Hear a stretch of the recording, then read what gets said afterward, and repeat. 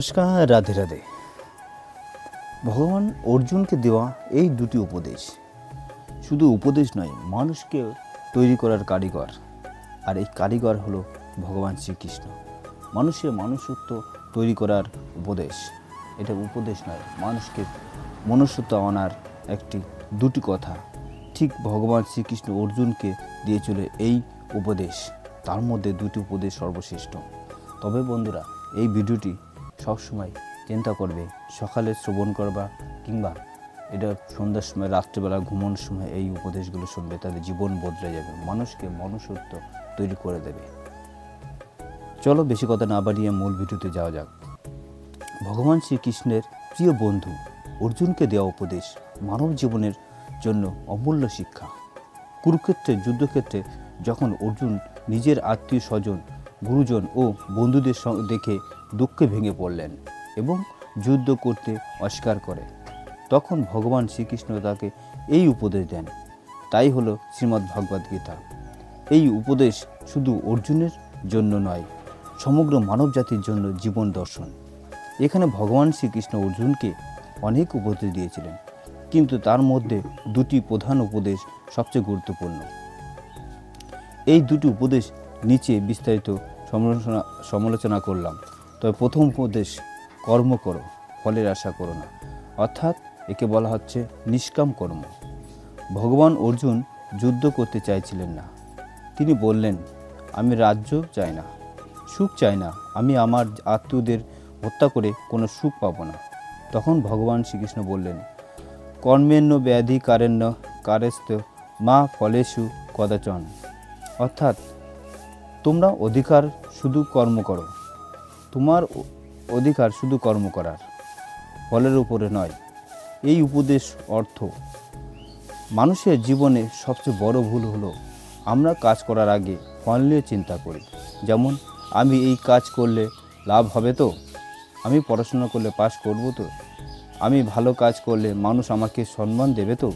এই তো সব চিন্তা মানুষকে দুর্বল করে দেয়। মানুষ কাজ করার আগেই ভয় পেয়ে যায়। শ্রীকৃষ্ণ বললেন, কাজ করো, সৎ কাজ করো, নিজের কর্তব্য পালন করো, কিন্তু ফলের চিন্তা করো না। কারণ ফল মানুষের হাতে নয়, ফল ঈশ্বরের হাতে। উদাহরণস্বরূপ যদি বলা হয়, একজন কৃষক জমিতে ধান বোনে, সে কি বৃষ্টি দিতে পারবে? না, কখনোই পারবে না। সে কি সূর্য দিতে পারবে? না। সে কি ফসল বড় করে দিতে পারবে? না। সে শুধু কাজ করতে পারবে, জমি চাষ করা, বীজ বোনা, জল দেওয়া। ফসল দিয়ে হবে কি না তা ঈশ্বরের হাতে। তাই শ্রীকৃষ্ণ বললেন, মানুষের কাজ হলো চেষ্টা করা, ফল দেওয়া ঈশ্বরের কাজ। কেন ফলের আশা করা খারাপ? ফলের আশা করলে তিনটি সমস্যা হয়। এক, মানুষের ভয় পায়, মানুষের দুঃখ পায়, আর মানুষের অহংকারে হয়ে যায়। আর সেই ভয়টি, এক নম্বর হলো ভয়, যদি আমি হেরে যাই, যদি আমি ব্যর্থ হই। এই ভয় মানুষকে দুর্বল করে। আর দুঃখ, মানুষ যখন ফল পায় না তখন দুঃখ পায় এবং ঈশ্বরকে দোষ দেয়। আর অহংকার, যদি মানুষ ফসল হয়, সফল হয়, তখন ভাবে আমি করেছি, আমি বড়। এই অহংকার মানুষকে পতনের দিকে নিয়ে যায়। তাই শ্রীকৃষ্ণ বললেন, কাজ করো, কিন্তু নিজের জন্য নয়, ঈশ্বরের জন্য করো। এটাই হলো নিষ্কাম কর্মযোগ। নিষ্কাম কর্মযোগ কি? কোনো স্বার্থ ছাড়া কাজ করা, ফলে আশা না করে কাজ করা, ঈশ্বরকে উপদেশ করে কাজ করা, নিজের কর্তব্য পালন করা। যে মানুষ এই কাজ করে সে কখনো দুঃখ পায় না। অর্জুন কি শিখলেন? এই উপদেশ থেকে অর্জুন শিখলেন যে অর্জুনকে যুদ্ধ করার কর্তব্য। তিনি একজন ক্ষত্রিয়। অন্যায়ের বিরুদ্ধে যুদ্ধ করার পাপ নয়, অন্যায় সহ্য করা পাপ। তখন তিনি যুদ্ধ করার সিদ্ধান্ত নেন। দ্বিতীয় উপদেশ হলো, আত্মা অমর, শরীর নশ্বর, আত্মার জ্ঞান। অর্জুন যুদ্ধ করতে চাইলেন না, কারণ তিনি ভাবছিলেন যুদ্ধ করাই মারা যাবে।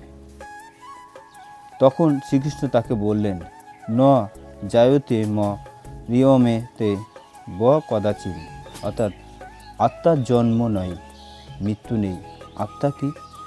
শরীর হলো কাপড়ের মতো, আর আত্মা হলো মানুষ, যেমন মানুষ পুরনো কাপড় ছেড়ে নতুন কাপড় পরে, তেমনই আত্মা পুরনো শরীর ছেড়ে নতুন শরীর গ্রহণ করে। এটাকে বলা হয় পুনর্জন্ম। শ্রীকৃষ্ণকে বললেন, কেউ কাউকে মারতে পারে না, কেউ কাউকে বাঁচাতে পারে না, আত্মা কখনো মরে না, শুধু শরীর মরে। ধরো তুমি এটাই একটি মোবাইল ব্যবহার করো, মোবাইল ভেঙে গেলে সিম কার্ড নষ্ট হয় না, সিম অন্য মোবাইলে ঢুকিয়ে আবার ব্যবহার করা যায়। এখানে মোবাইল হলো শরীর, এই আমাদের দেহ, কিন্তু সিম হলো সেই আত্মা, আমাদের শরীরের ভিতর যে আত্মা। শরীর নষ্ট হয়, আত্মা নষ্ট হয় না। মানুষ কেন দুঃখ পায়? মানুষ দুঃখ পায় কারণ সে শরীরকে সব কিছু দিয়ে মনে করে, সে ভাবে মৃত্যু মানেই শেষ, সে নিজের আসল পরিচয় জানে না।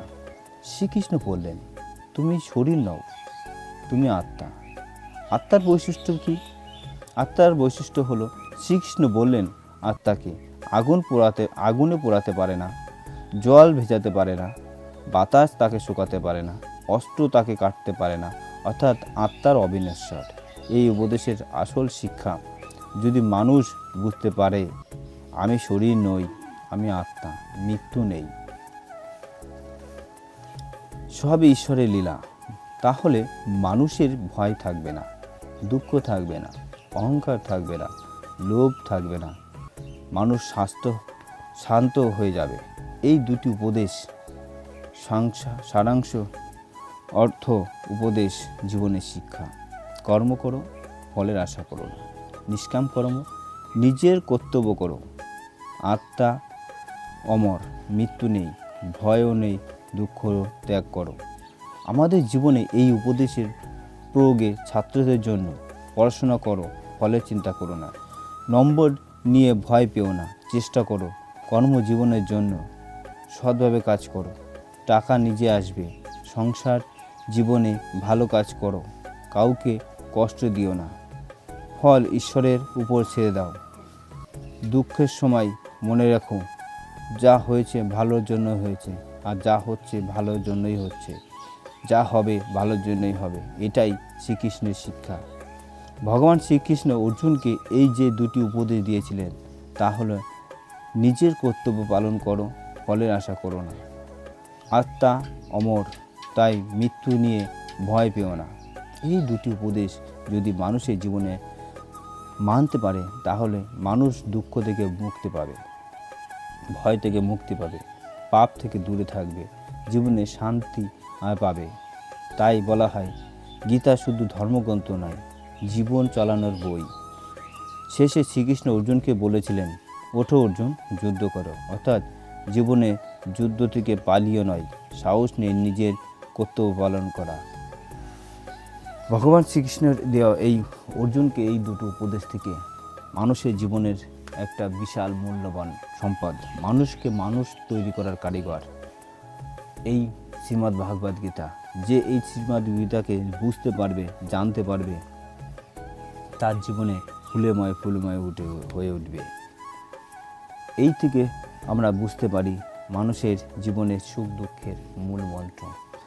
এই ভিডিও থেকে তোমরা যদি বুঝতে পারো, ভালো লাগে, তাহলে লাইক, কমেন্ট ও সাবস্ক্রাইব করবে, পাশে থাকা বেল আইকনটি প্রেস করবে। শ্রী রাধে রাধে।